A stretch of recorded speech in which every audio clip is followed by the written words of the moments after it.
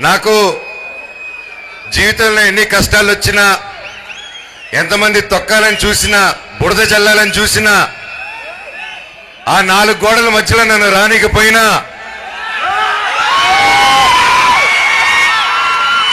నన్ను ఏం చేసినా మీ గుండెల్లో నుంచి మాత్రమే తీలేరని నేను గట్టిగా నమ్ముతాను. అది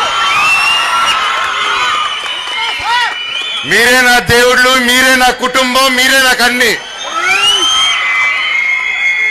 చెట్టు పేరు జాతి పేరు చెప్పుకొని మార్కెట్లో అమ్ముడు పోవడానికి నేను కాయ పొండా కాదు. మీ మనోజ్ని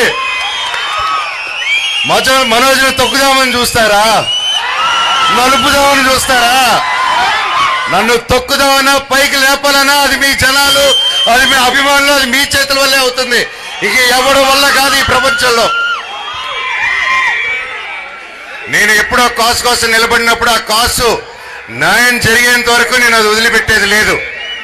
అది బయట వాళ్ళైనా సరే, నా వాళ్ళైనా సరే, న్యాయం కోసం ఎంత దూరమైనా వెళ్తాను.